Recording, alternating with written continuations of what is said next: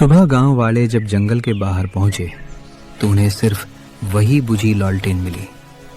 झूला फटा हुआ था।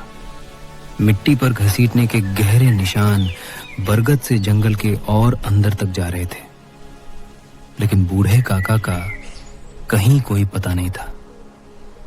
उनकी मौत का राज कई दिनों तक कोई नहीं समझ पाया। फिर गांव के सबसे बुजुर्ग आदमी ने सबको चौपाल पर बुलाया। रात हो चुकी थी। आसमान में फिर वही काले बादल छाए थे। ठंडी हवा चल रही थी और दूर जंगल की तरफ से कुत्तों के भौंकने की आवाज आ रही थी। बुजुर्ग आदमी की आंखें डरी हुई थीं। उसने धीमी आवाज में कहा, गोपाल काका उस रात यूं ही जंगल नहीं गए थे। चौपाल पर बैठे सभी लोग एकदम चुप हो गए। उसने कांपती आवाज में आगे कहा, उन्हें एक अधूरी चीज को बरगद तक पहुंचाना था। वो काम हर कई साल बाद किसी एक आदमी को करना पड़ता है, वरना जंगल खुद अपना रास्ता बना लेता है। गांव वालों के चेहरों पर डर साफ दिखाई देने लगा। एक जवान आदमी ने पूछा, लेकिन काका ही क्यों? क्योंकि इस बार जंगल ने उनका नाम चुना था। ये सुनते ही चौपाल पे सन्नाटा छा गया। फिर उसने बरगद के पेड़ की पुरानी कथा सुनानी शुरू की। सालों पहले उसी जंगल के बीच एक पुराना रास्ता था, जहां रात के समय अजीब परछाइयां दिखाई देती थीं। कहते हैं एक बार कुछ लोगों ने उस रास्ते से जुड़ी एक चीज को गांव में ले आने की गलती कर दी थी। उस दिन से जंगल शांत नहीं रहा। रात होते ही पेड़ों के बीच कदमों की आवाजें गूंजने लगी। कभी किसी को अपना नाम सुनाई देता तो कभी किसी को पेड़ों के पीछे कोई चलता दिखाई देता।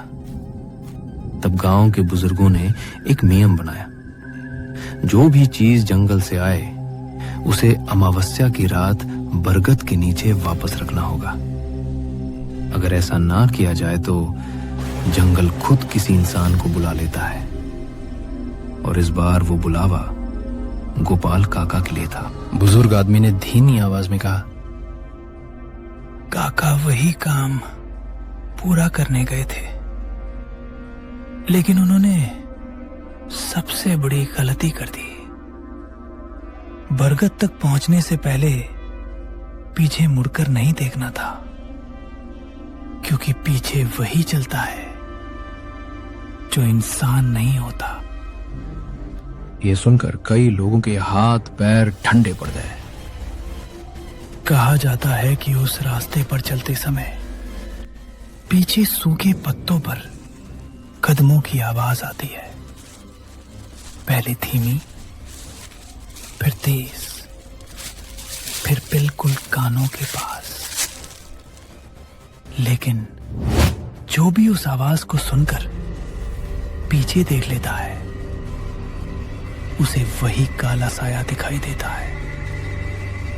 एक ऐसा साया जिसकी आंखें अंधेरे में सफेद चमकती हैं, जिसका चेहरा कभी साफ नहीं दिखता और जिसकी पकड़ से आज तक कोई नहीं बचा। गोपाल काका ने भी वही गलती कर दी। बरगद से बस कुछ कदम पहले उन्होंने पीछे मुड़कर देख लिया, और उसी पल वो साया पेड़ों के पीछे से निकलकर उन पर टूट पड़ा। उनकी लालटेन हाथ से छूटकर गिर गई। जंगल अंधेरे में डूब गया। फिर सिर्फ उनकी एक आखिरी चीख सुनाई दी। बुजुर्ग आदमी की आवाज अब और धीमी हो गई। उसने कहा, लेकिन असली डर उनकी मौत नहीं है।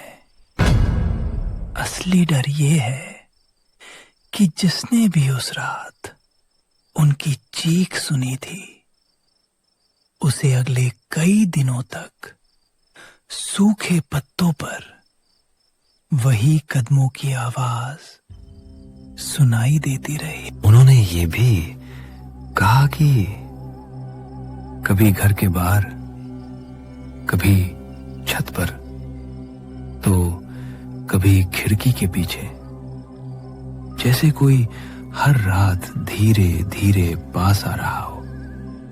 और फिर एक एक करके वो सब लोग भी गायब होने लगे।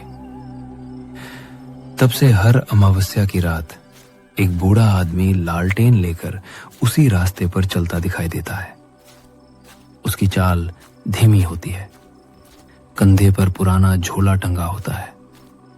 लालटेन की पीली रोशनी अंधेरे में हिलती रहती है और उसके कदमों की आवाज सूखे पत्तों पर गूंजती है, चर चर चर।